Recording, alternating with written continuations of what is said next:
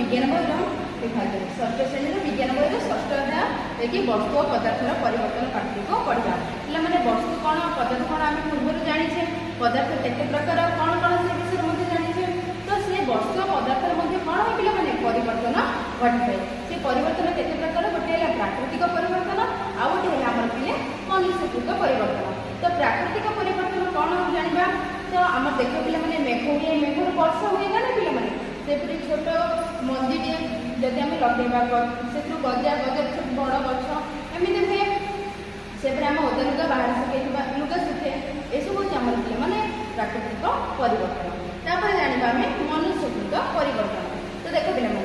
मनुष्यकृत परिवर्तन जहाँ आम जानी मनुष्य जहाँ तैयारी करे कौन मनुष्यकृत कहुए प्रकृति जहाँ हमको मिलता है कौन प्राकृतिक कहुए मनुष्यकृत तो जमी आम काठर चौकी टेबुल खट आलमीरा ये सब तैयारी हुए सेपरी लुहारू विभिन्न प्रकार वस्तु तैयारी होता है सेपरी बाउंस कागज कागज खाता बही ये सब तैयारी होता है तो आम जान मनुष्यकृत प्राकृतिक वस्तु परिवर्तन विषय जाना ना पे तो देख तापर आम जाना केत परिवर्तन कौन स्थायी थाए आते अस्थायी परिवर्तन थाए गोटे आम परीक्षा करवा पे देख गोटे मोहम्मती आम पे समस्त तो मोहम्मती देखी मोहम्मती जलवा जान तो मोहम्मती जलवा तुम देखी मोहम्मती तरड़ी तुम कौन हुए जड़े सब जमा हो मोहम्मद तरड़ी जड़े जमा हुए तो जो मोहम्मती जड़े आम कौन पूरा मोहम्मद तले जो जमा हुए आम कौन पूरा मोहम्मद पाई था ना आम तार कौन अधा किसी अंश पाई था आधा अंश कौन हुए जड़ी क्षय हो जाए सरी जाए तो आम जो अंश क्षय होगला तक आम पुनर्बार पाइपर नहीं तो से कौन है स्थायी बा अप्रत्यावर्ती परिवर्तन जो परिवर्तन में वस्तुर कौन परिवर्तन हुए आम कौन पुनर्बार पाइपर ना से कौन आम पुनर्बार से अवस्था को फेरी पाइबा ना तो से आम कहवा स्थायी बा अप्रत्यावर्ती परिवर्तन है पे तो देख तापर ये जो बाकी अंश रहा मोहम्मती कठिन अवस्था रही ना तो से मोहम्मद को आम पुणी थे व्यवहार कर पुणी मोहम्मद व्यवहार कर मोहम्मती कर तो से आम कौन कहवा कौन अस्थायी बा प्रत्यावर्ती परिवर्तन मैंने आम परिवर्तन जो वस्तु पदार्थ कौन पुनर्बार व्यवहार कर आम अस्थायी बा प्रत्यावर्ती परिवर्तन कही तो स्थायी परिवर्तन अस्थायी परिवर्तन विषय जाना पे तो वस्तुर स्थान अधिकार करवा आम भौतिक परिवर्तन रासायनिक परिवर्तन ये विषय आम नेक्स्ट क्लास में पढ़ा ठीक है। नमस्ते मो नाम सुमित्रा महापात्र श्री विवेकानंद विद्यालय तो पे तुम षष्ठ श्रेणी विज्ञान बहिर षष्ठ अध्याय वस्तु और पदार्थर परिवर्तन आम आज जाना कौन पदार्थ तापर प्रभाव कौन परिवर्तन कौन है तापर प्रभाव ताप आम जी गोटे वस्तु यदि ताप दौचे तो तार कौन परिवर्तन होते देख मुझे गोटे बल्ब नहीं बल्ब कौन करेंगे मैंने तल गोटे मोहम्मती लगे गोटे बल्ब गोटे कौन बेलून को बांधि बेलून जपरी अवस्था अच्छे से बेलून को बांधि कौन करेंगे मोहम्मती लगे यहाँ खाली अच्छे मैंने कौन बल्बटा भर वायु अच्छी तो जिते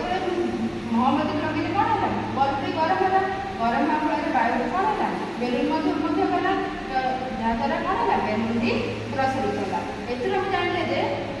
वस्तु जिते गरम हुए वायु गरम है कौन हुए वस्तुर परिवर्तन होता है वस्तु कौन है खुलीगला मैंने कौन है प्रसारित होगा जिते आपको आम ठंडा करवा से कौन होगा मैंने बेलून में पुणी तार पूर्वावस्था का संकुचित हो बेलून टी तार पूर्वावस्था को फेरी आसो जान पे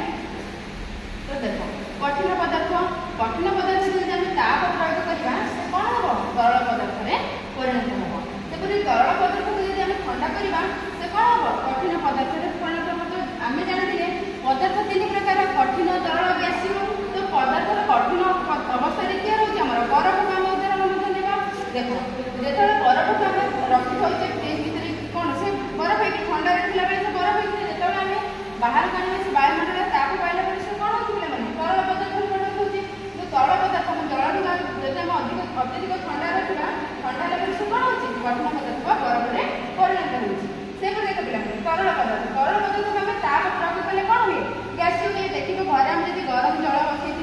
कौन हुए से गैस पदार्थ बाहर तो गैस बाहर थाए बाष्प बाहर थाए किसी समय बसला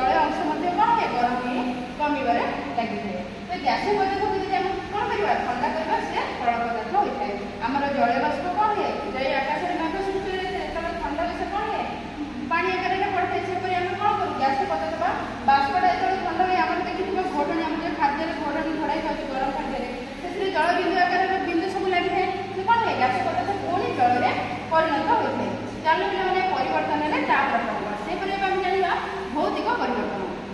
भौतिक परिवर्तन कौन पिला माने आम गोटे कॉइन नका कॉइन को जब गरम करबा से कौन होबो फुली दिबो कॉइन को गरम कले से फुली दिबो प्रसारित प्रसारित माने बहुत बड़ हे दिबो केमति के फुली दिबो किंतु हम जतबे ताको ठंडा करबा से पूरी कले कौन होबो तार पूर्व अवस्था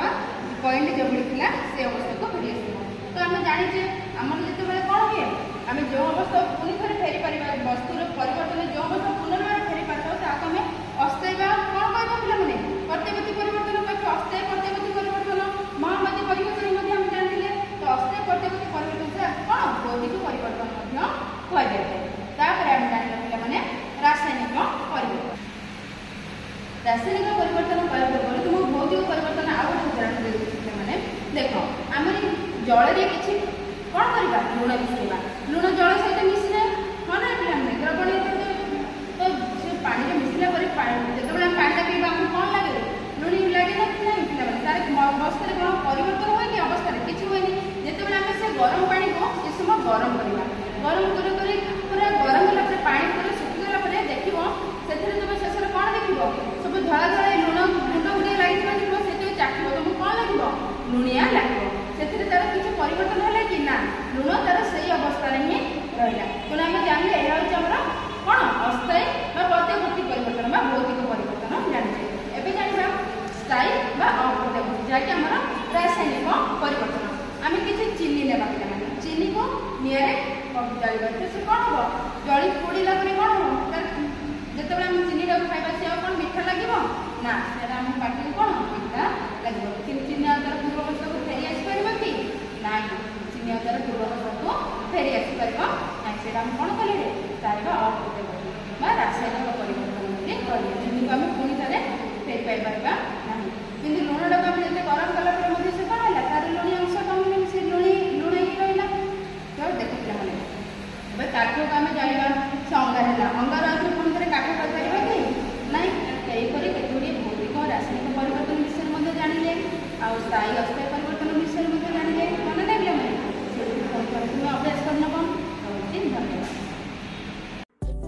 Thank you so much for watching our video. Please don't forget to like, share, subscribe and press the bell icon for latest updates on Swami Vivekananda ideologies and our Sri Vivekananda Vidya Mandir group of institutions.